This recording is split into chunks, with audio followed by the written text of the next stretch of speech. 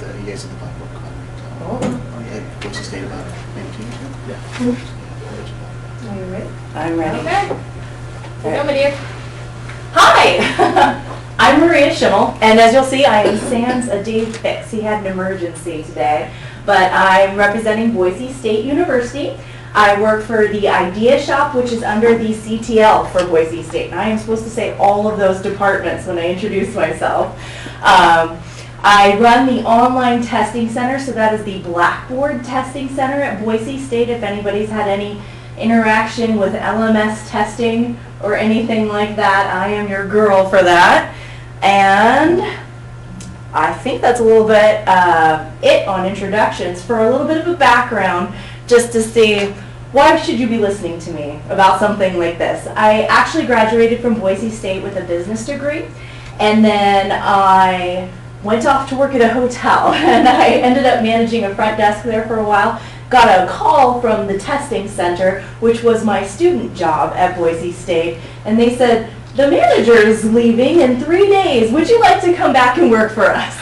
And I said, okay. And I came back, and there were 3 pieces of paper as a job description of what I was supposed to do with this testing center, which was terrifying and very freeing because I could pretty much do whatever I wanted. It wasn't on the paper.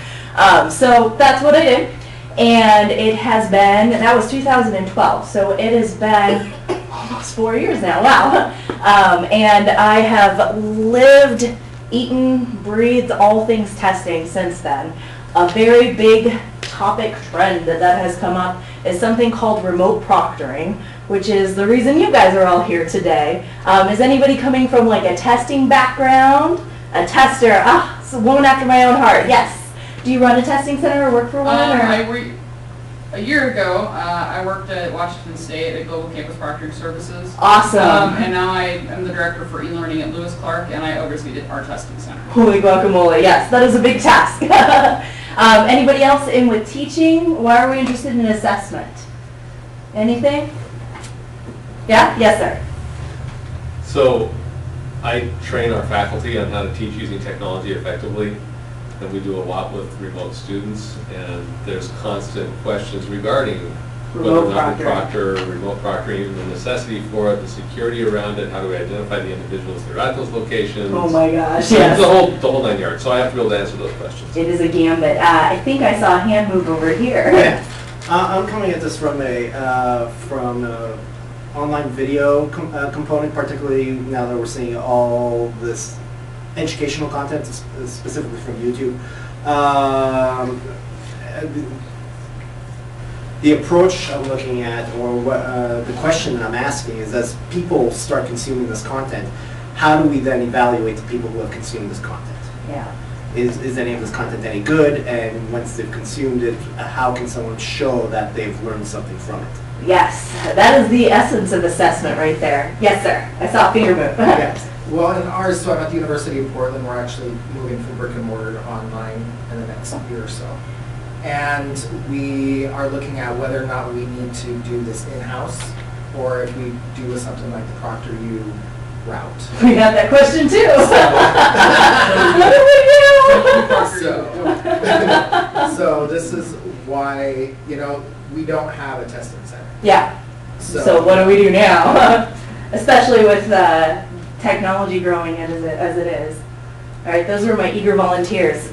Yes, sir. So we're getting a lot, obviously I'm at Boise State too, so with Maria, but we get a lot of pressure from our leadership, from our e-campus folks, and kind of indirectly from accreditors, saying that there's a more pressure or demand to verify who students are, student identity verification, things like that. Student identity, so even in real testing. So that's kind of a hot topic that trickles down into like what specific technologies and tools should we be using.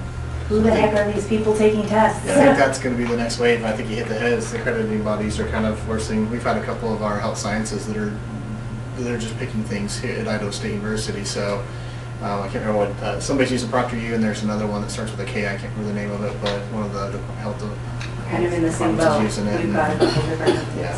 Yeah. What do we do? Okay, let's jump into it. I'm glad it's kind of a small group. So my first question was, what is remote proctoring? So that is a really, really vague term. Does anyone want to take a stab at it? What do you think remote proctoring is? There's not going to be a wrong answer. No negative points or buzzer sounds.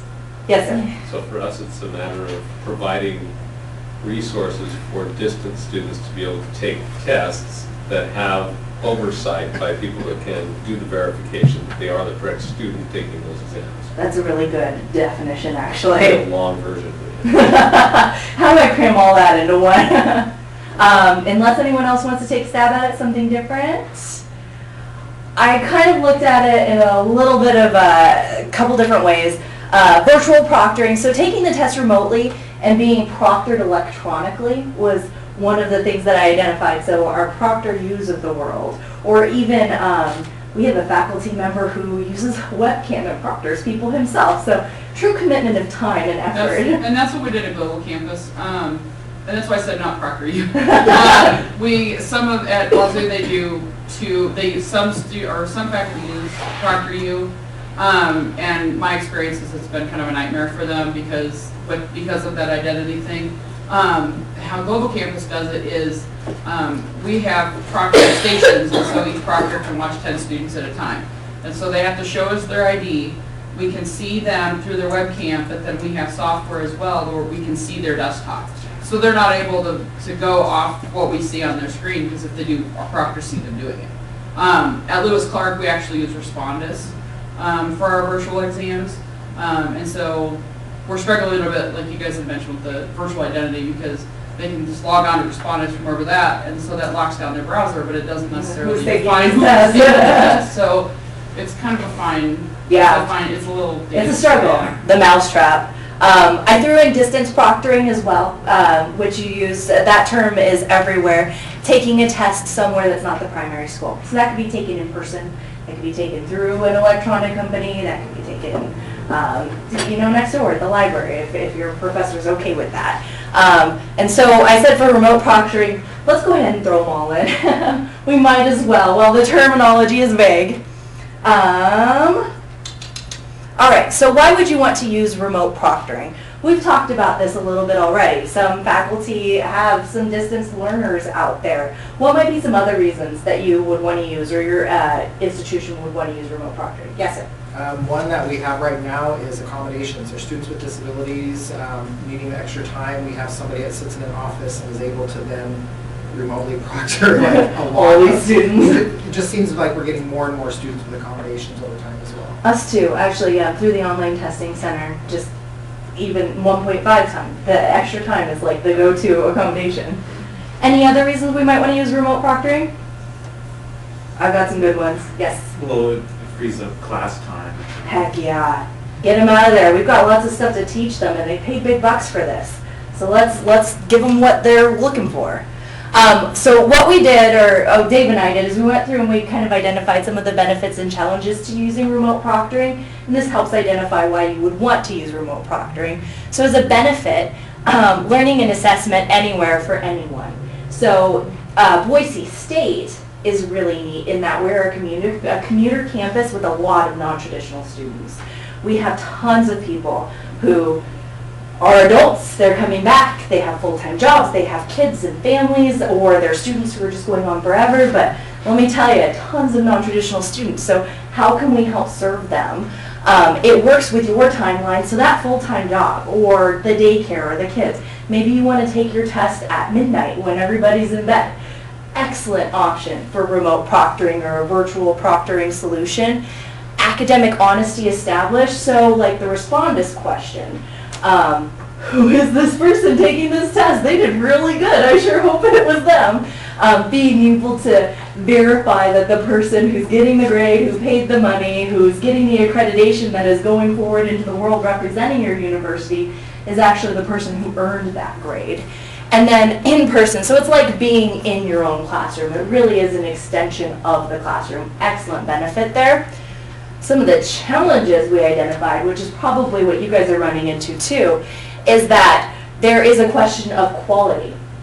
There's no like certification system for becoming a remote proctor or virtual proctor. Anybody could sign up and become a business to be a Proctor U. And you need to do due diligence, research the company. Are these guys in their mom's basement, or are they a real company? How do they get their employees? Are they hiring somebody for minimum wage? Is a minimum wage worker who could also be working at, I don't know, a fast food joint, also be doing an excellent job proctoring? Or are they paying them benefits? Do they want to keep their job? There's lots of questions of quality in the different remote proctors, and that's what we ran into actually this past summer. We had a little bit of a cheating ring that popped out of one of the companies, and we were like, we really depend on you. We've sent a lot of people to you. What happened? You know, so being able to pull back and say, how good are these people? Virtual proctoring, there are more opportunities for academic dishonesty than in person. I love the build a smarter mousetrap example, because you will always have really bright students who find a way to get around it. And it's to their credit. They should get an A for cheating. But they didn't pass their physics exam. Yes, sir. It's kind of funny that you say that, because a lot of times students will spend more time and effort finding a way to cheat than They do. they would just. Right? Yeah. They would be my first pick to hire at Proctor U or whatever. I want to pick you. You've defeated the system. But there have been some horror stories that come out of remote proctoring or distance proctoring, where you're like, identity confusion, somebody's hiding under a desk, notes hidden somewhere, lots of stuff. And we've seen that. We've seen all that. It's bizarre. It's crazy what they come up with, yeah. So kudos to them. But that builds a whole new world of challenges that we have to identify and adapt to, and then there's going to be more challenges. Somebody else is going to figure out how to game the system. So what do we do? The costs associated, so this one is still painful. It's like the electric car, right? It doesn't really pay off to have it yet, until that new car that just came out that's affordable. So Proctor U, virtual proctoring, that's usually coming out of the student's pocket, unless your university is like, heck yeah, we'll pay for them. Our university's not there yet. They're already paying for class. They might already be paying fees associated because it's an online class. And now I have to pay $20 a test because you don't want to give me a class test or something like that. Like, there's some frustration there. So that could be a challenge seen by your students. And then the last thing is it doesn't encourage growth into authentic assessment. And you're going to see me talk about this again. Authentic assessment, if you have not heard this term yet, you will, is something where we're looking at creating types of tests that aren't really tests anymore. They're a measurement of knowledge. So creating a product at the end of your class that shows that you learned something. A test you could cheat at. Creating this product, you had to know the subject matter in order to create the product. And so that's kind of the difference in authentic assessment. Remote proctoring is awesome because that's the solution to today's problems, but it doesn't really open up the windows for, are there other types of assessment out there? Is there a better way to teach people things? So that's one of the challenges that we identified with remote proctoring. All right, so what I'm going to do with this presentation is we're going to talk about where Boise State is at today. We're going to talk about where Boise State hopes to be tomorrow, in the figurative tomorrow, and then where Boise State is hopefully in a year. And that's a figurative year, of course. You know how education works. So this is Dave Ficks' slide, and he is not here. He runs the university testing services on campus. They do certification exams. They take your money, they proctor your test, they send it back to your university. They do vendor tests, that sort of thing. So tons of distance proctoring for other universities. So it's kind of our internal perspective on this. So they offer distance proctoring for other colleges. They'll do paper or computer tests. Big benefit there. There are absolutely fees associated with that. How else are they going to run their office?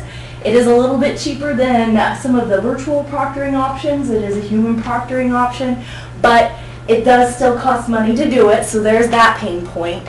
Some of the really cool benefits of being able to offer distance proctoring at our school are that we do have a really nice established testing center. There's some trust there between us and our users, our guests and customers. And there's also kind of the benefit of knowing, yes, there's academic honesty. These guys are recording my students. If I ever had any doubt, I can ask for that recording. That sort of really good thing. So there's where university testing services is. Boise State as a whole, and kind of from the academic perspective, where I'm coming from, is interest is growing. When I first started in 2012, I got a really uncomfortable phone call from eCampus, and they were like, "You heard of remote proctoring?" No. What about this ID verification thing? I don't know what you're talking about. So I had to do a bunch of research, and I put together, that's where I started, and I put together a document. All right, here's some remote proctoring companies, here's what they're doing for ID verification, let's go. At that point, I had maybe 2 people asking about remote proctoring. They said there's a growing trend. I think, Leaf, you were my boss somewhere in there. And he was like, "This is coming, Maria, I'm warning you." He was right. So more people started asking for this. And we had seen things like, there's a professor who teaches at Gowan Field, the airfield. And he also gives tests there and at Boise State. So we had some physical remote proctoring going on. But what the heck is this virtual remote proctoring? Why would I care? Why should I be involved?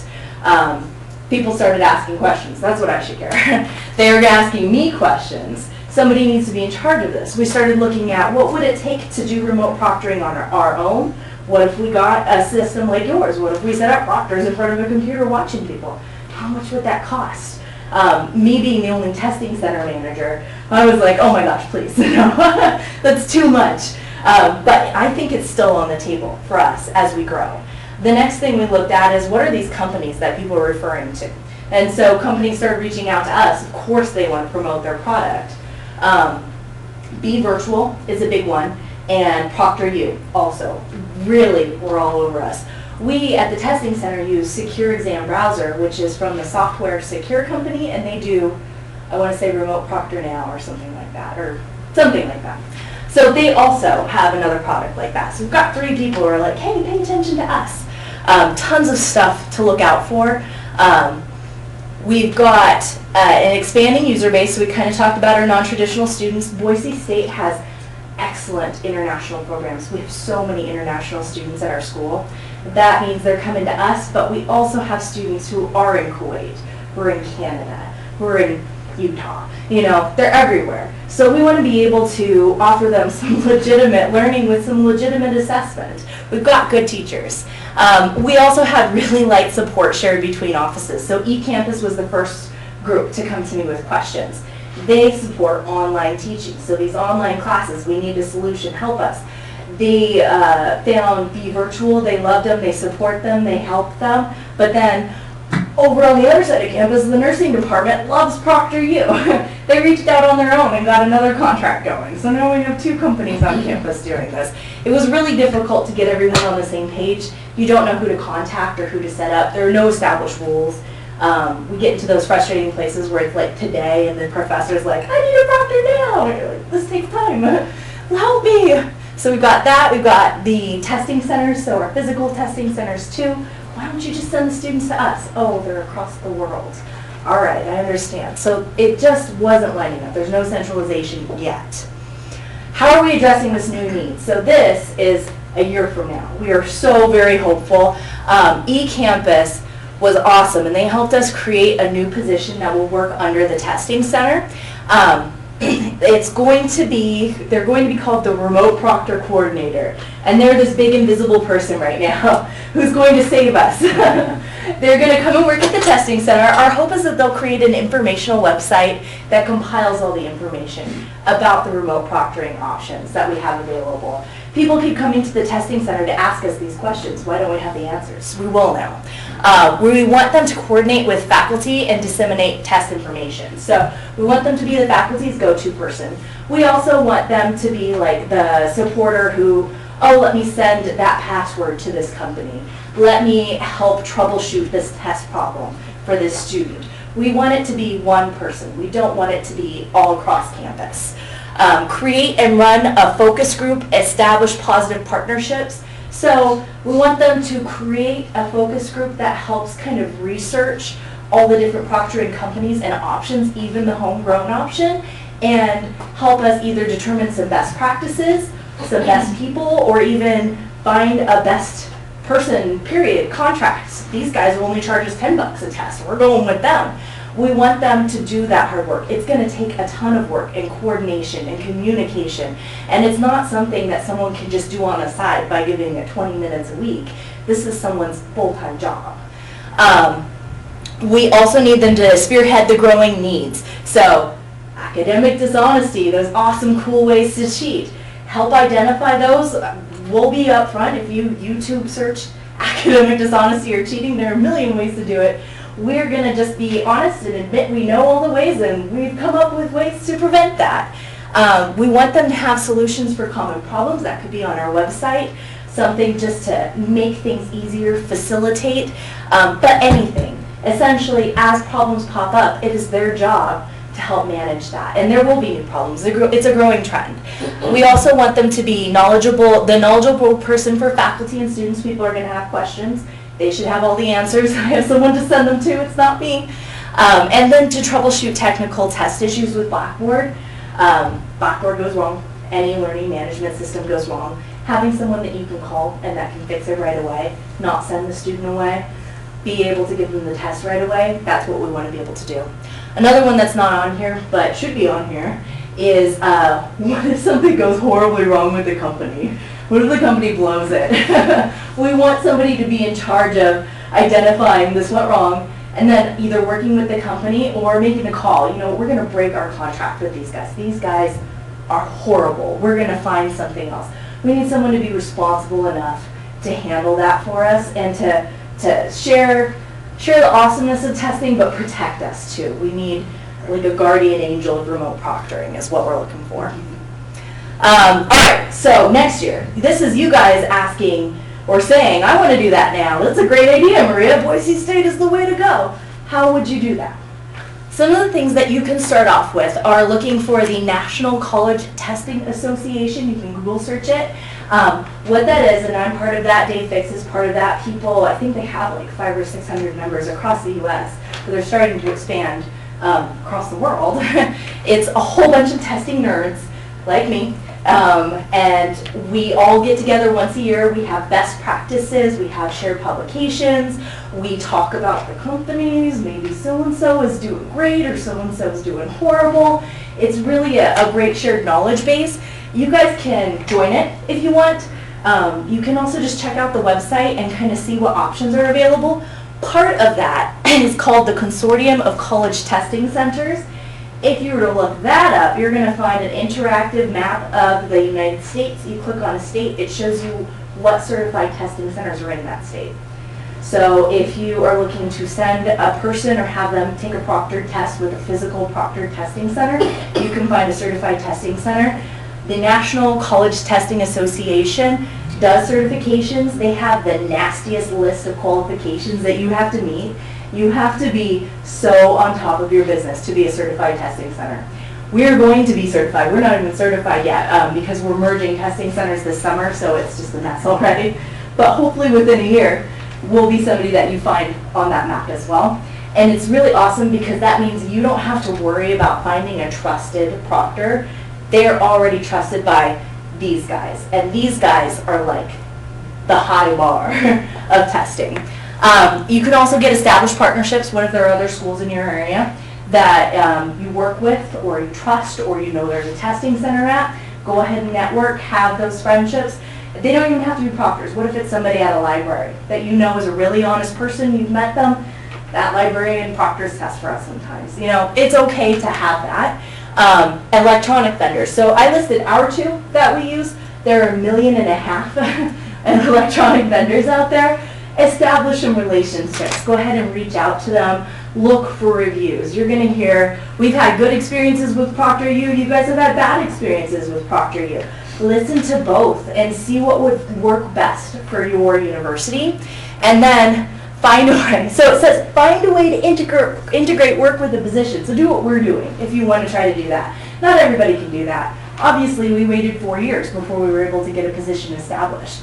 But I'm feeling so lucky that we have that now. So that could be something that if you're like, we need to do this, we need to get this position set up. This is too big of a job for one person or half of a person or a quarter of a person, then, you know, we can be the model for you even if you wanted to try that. All right, so what comes after remote proctoring? Well, this is that academic or authentic assessment that I was talking about. You're never going to hear the end of this. opportunities for authentic assessment are out there. Just because we have a solution for today does not mean that we won't need a solution for tomorrow, and this is going to be it.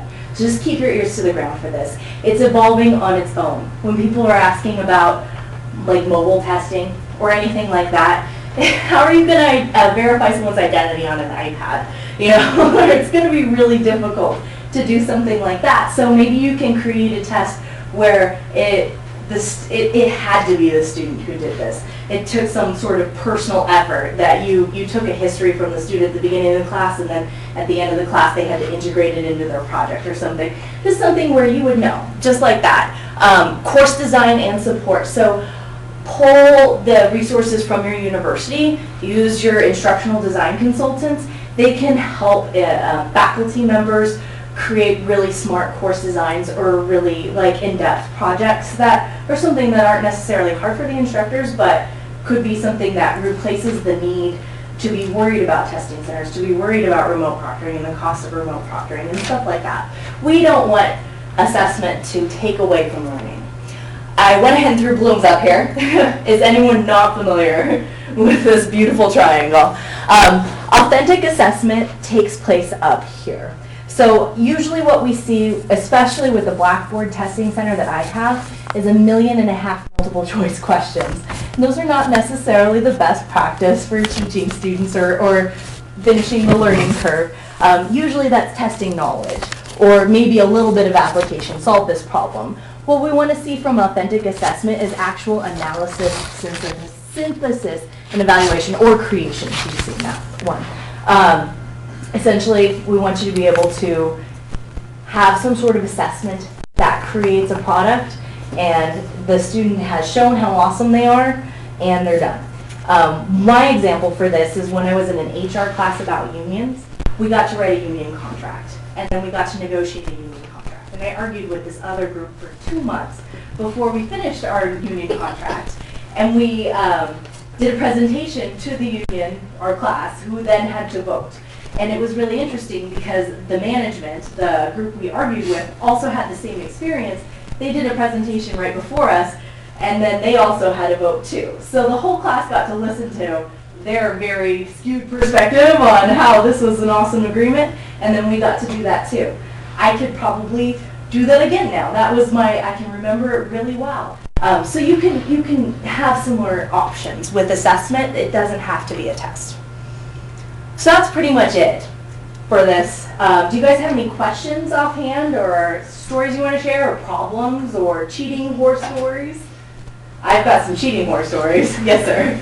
So the direction that I'd like to see if we could go further has to do with the use of or creation of actual testing centers, and whether we're moving away from having rooms full of computers with the blacked out screens, or you're handing out, issuing a laptop or something to students as they walk in the door after they've given you their identification and you're tapping them. What methods are we really going to at this point? That's a really good question. So what we have established right now is that testing center, that room with 100 computers. I think our hope is to get as far away from that as possible. I spoke with my boss this morning about mobile testing options. They wanted to see about having a little fleet of iPads for a particular class, so to test it out first. But they would write their paper on their iPads. And at first it would probably be in the testing center so we could verify their identity, but they're actually like creating their product there. I had another faculty member reach out to me since we have the computers. He had a project. It was his end of semester project. I needed to be on this particular like Visio software or something. I just need them to come to your testing center, open up this project, complete it, and then submit it to me online. And that's really all he needed. It wasn't like a multiple choice test. So I think our goal is to move that direction, to actually move towards supporting product assessment versus knowledge assessment. Saying that, it'll probably be 5 years or 10 years, 20 years to get everyone on board. Our office also scans Scantron tests, so we've got like the ultimate opposite of that. And let me tell you, the nursing department who was using Blackboard, they got really worried about some academic dishonesty issues that were either real or imagined, but it didn't matter. They're back to Scantrons. They're stepping back. So it can be hard to move people forward with that. So I think it's really going to be a lot of like kind of case study and kind of sharing the knowledge there. Like they were talking about at lunch, just kind of from the bottom up, having people come to you, doing the pilot, having them talk to each other about how well it worked, and then the interest will grow from there. Yes? So the follow-up, other questions that continue to come to me from faculty are not just about the use of the center itself and the authentication of the individual and how they deliver the technology to the students to take the test, but it's also how do they prevent the students from taking a picture or a screenshot of the particular questions, or simply walking out of the room having memorized questions, writing them down and sharing the questions externally on social media or other resources.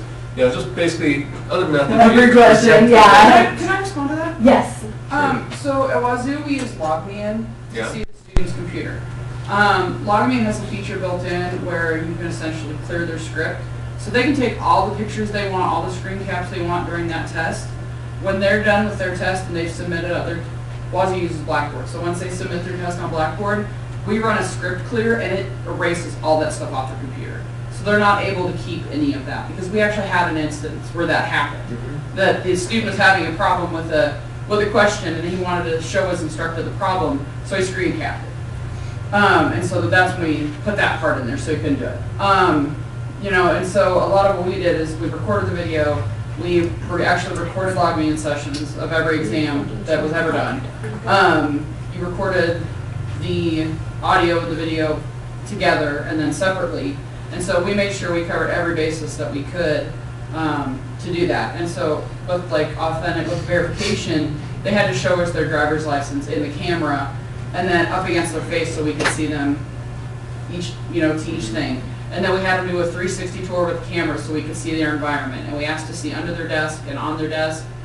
We made them clear everything off. If there was stuff, if there were whiteboards, we had them clear it. Like, we did everything we could. Now, obviously, we still had cheaters. We'd have people who would put notes under their keyboards, and so we started asking them to pick up their keyboards. And so, you know, it's like she said, it's not a perfect thing. Would you please disrobe? Yeah, you know, lift up your shirt. So for me, it was really interesting because my background coming from K-State was academic integrity. I worked for the honor system at K-State. And so for me, it was fascinating. Like, you get really excited about it. I was fascinated. I challenged them to let me catch them cheating. Like, we would have people that would sit they would sit on their bed to take their test, and people would lay on the floor and feed them answers. So we got to the point when we did the 360 tour, they had to show us under the bed and around the bed. And I mean, it gets ridiculously thorough. But those are some of the things our proctors had to do to beat those, you know, little tricks. So, Please do have a response as well. Well, yeah, just a comment that at the beginning of your talk, I stumbled across an article that just came out in Campus Technology. It's called "How Students Tried to Bamboozle Online Proctors." And a company called Examity analyzed over 60,000 final exams and found the most common ways that students cheat, from putting answers on their walls to cheat sheets under their keyboards and all kinds of things. I mean, they're going to game the system no matter what. Yeah. they're going to try. And I think once we have more consumer grade, you know, Google Glass and contact lens form, it's all over. It's impossible. Right? I mean, that's kind of the final nail in the coffin as far as this goes. I think the solution is moving towards more authentic assessment practices, but there are some really major challenges there. One is the design of the curriculum, Yeah. getting faculty on board, and then trying to find a way to produce these at scale. Right? Well, you can buy fingerprint readers now too. That's one of the things that we were actually looking at Wazoo, was people who are taking online exams either had to rent or buy fingerprint machines so they could verify their identity by their fingerprint. And so trying to beat some of those. It's intense. Yeah. So from an actual testing center, physical testing center, we have appointments that students make for their exams. So their exams run during different days. The student comes in with a photo ID. Usually it's their student photo ID. We also have access to the Boise State database of photos. So we can pull up their photo and have their photo on the off chance that somebody is not matching up there. Then they sit down and log into Blackboard. There is kind of a lax hole here that we're going to fix in the next testing center. We don't have enough staff now, but a proctor will escort the student to their desk, make sure the student whose name is on their ID is signing into Blackboard. So you can't have your friend's information. The student is then on Blackboard. We use a lockdown browser, so they can't take screenshots, they cannot pull up different web pages. Sometimes it won't even play music, like it can be pretty intense. So we've got that to prevent them from doing that. And then we also have kind of a test aid management system. So we do allow any students to use a piece of scratch paper. You can use one piece of scratch paper at a time.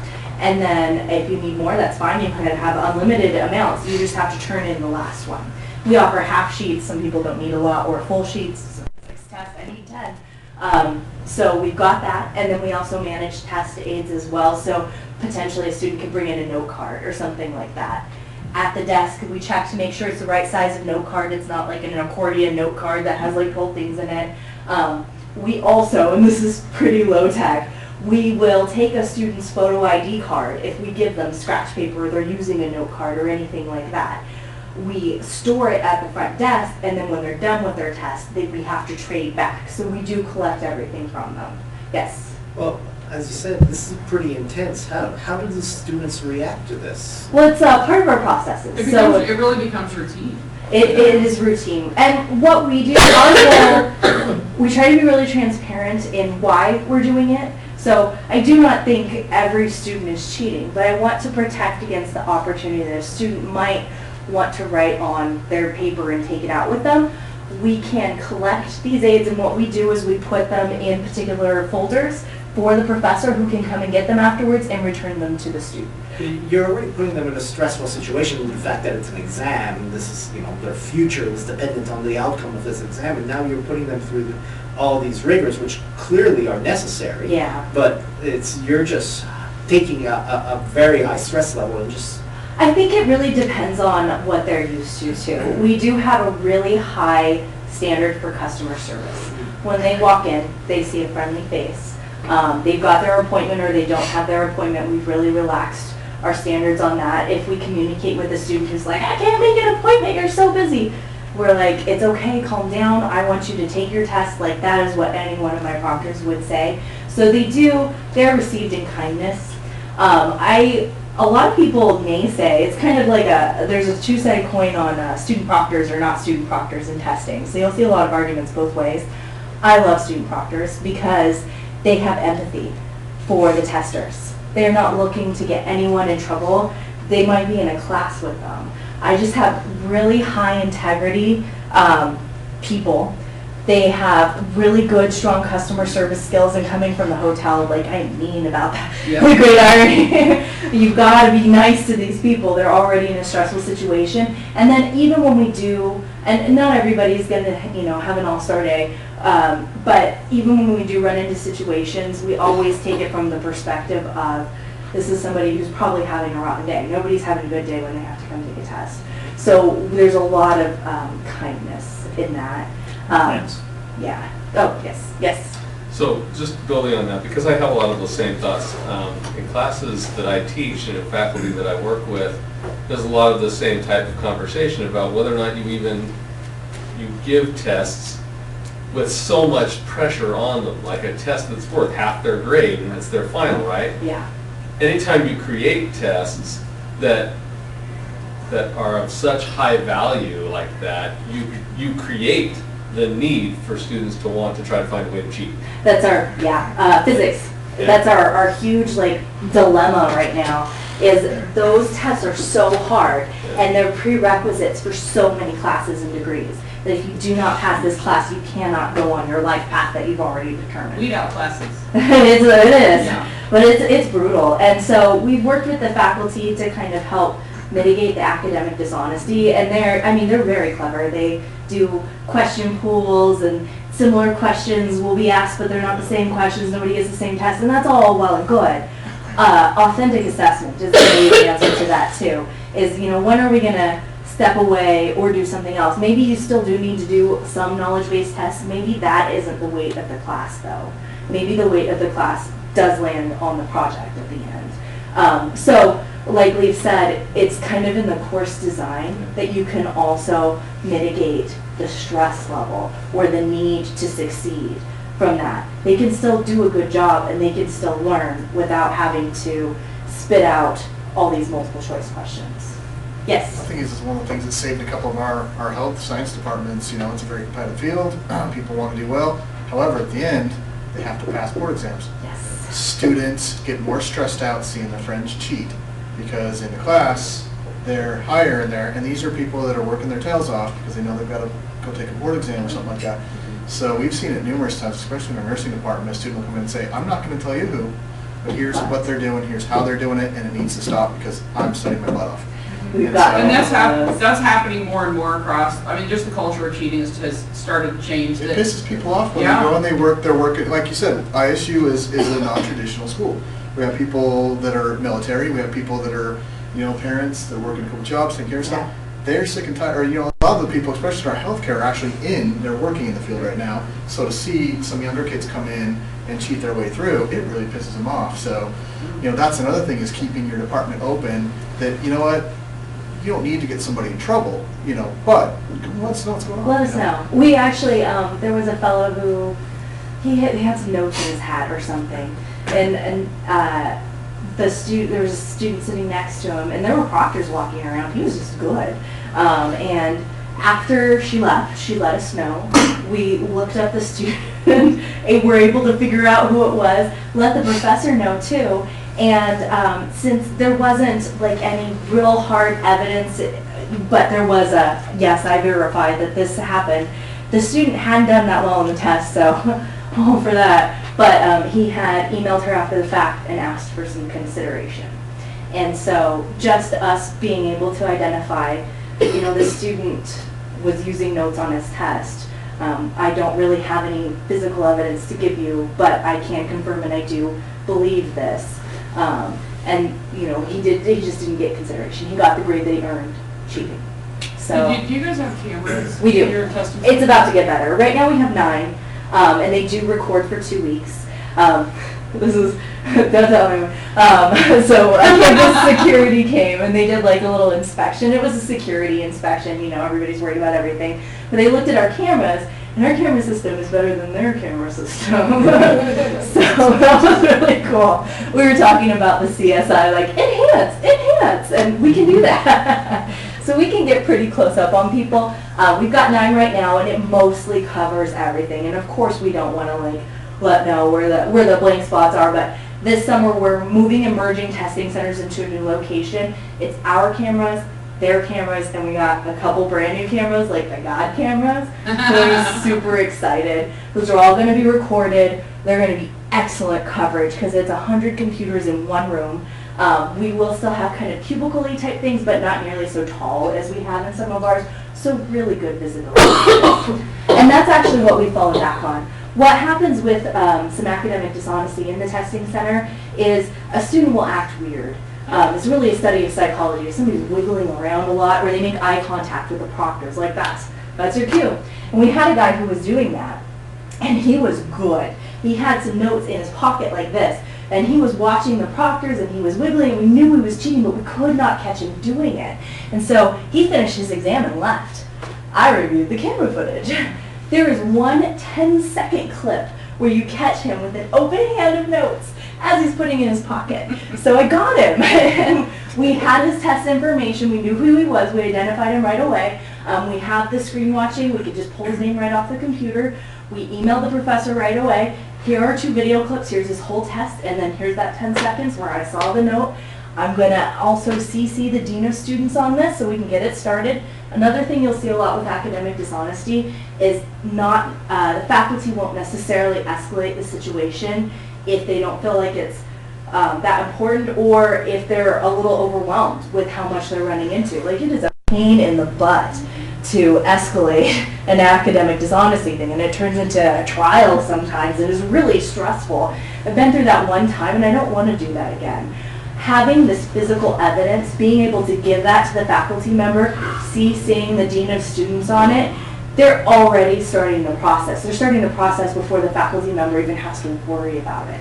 And so that has helped a ton. That also helps make sure the student's name is on record for having done something. So maybe the professor decides, you know, this is the first time It's okay, we're going to continue, but you're on warrant and you're on notice. It happens again in a different class. This faculty member might not know that this is the second time, but the dean of students knows, and they've already got their name on there. So we can track a pattern. I talked to the dean of students. It's not about nailing the students, it's about correcting their path. Education versus adjudication. Exactly. So the hope is if you catch them early enough, when they're making the bad decisions early enough, we can help show them this is the wrong way to do things. These might be the consequences, and hopefully we can, lead them back to the light side, Because they didn't know cheating was wrong. Yeah, right? We're in college now. Yes, sir. I have to add up to that just really quick. The not knowing cheating is wrong. I just got done teaching a class full of international International students. students. Ah, yes, collaboration. Culturally speaking, they are taught to Work together. It's okay. Plagiarism It's not just that it's is okay, it's that honoring we're the supposed to go find the original content, because they're the ones that know it all and use their stuff. And so it's a constant, a month long, just teaching them, look, that's not the way you write academically and professionally, and so they have to go through that whole process to teach them, and they had no idea, no clue whatsoever. Sorry, I said No, that. that was And that's really a good. matter of catching them when they come out of English 1 or English 2, when they transfer classes, and did they really have I was at the citation graduate or level, not? and they all just came here, so I'm like, Yeah. seriously? Anyway. So I've heard the solution for that is, not that it works every time, but making sure to establish your academic honesty policies at the beginning of class. Yeah. Possibly in writing with a contract. I've also heard statistically students are less likely to attempt academic dishonesty if they're reminded before the exam. So just a 5-second, remember, I will fail you if you are found cheating. That gives that last scare. If anybody, had some Dutch courage going in, Courage. they might decide not to cheat in that case. We've got some of that with Moodle. We can go in and they'll lock down the course until they've committed. They'll go and put conditional release on everything, say until you've read this and signed this or sent me this paper. You're you not need to run doing the anything. exams or something that'll pop up and say, I am committing this as my work, and they have to click a box before the exam pops up. Good. But not a lot of people do it because they don't want to know. There's a lot of it. They don't Yes. want to deal with all that mess. So my takeaway from this discussion is that it's not, you don't just treat the symptom with a better tool, that assessment and academic integrity, I'm sure you can speak to this in your past roles, it's a complex, multi-department kind of strategy We initiative. can work together. Yeah, and then we were working with ESL, with the international students, because one of the things that I did with the honor system at K-State was I taught the academic integrity class. How their system works is if you get caught cheating, you have to take my class. So I never had somebody take the class because they wanted to, it's because they wanted the X off their transcript. And so, they had to come, it was attendance based. But one of the things that we started working with different departments, like speech, they're like the academic Nazis when it comes to the honor system, which is amazing. Great job security. But we noticed that we had all these international students coming in and ESL wasn't doing anything with them. So we were able to work with the international student people where they had a class, they essentially created a class on how to survive academia in the U.S. That wasn't what it was called, but that's what it was. And they talked about citation, they talked about expectations, they talked about basic setup of when you write a paper and, what you should and shouldn't quote. All of that was covered in that class, and that cut the good and the bad, is they cut attendance from international students by 3/4. It was a huge change.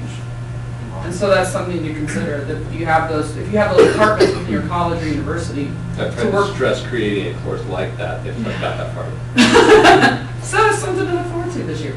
Well, I think we're about out of time, so I'm going to release you guys to freedom, but I will be here. So if you want to talk testing, please feel free to come see me. And that's it. Thank you. Thank you, guys. Very, very small crew. We'll applaud you.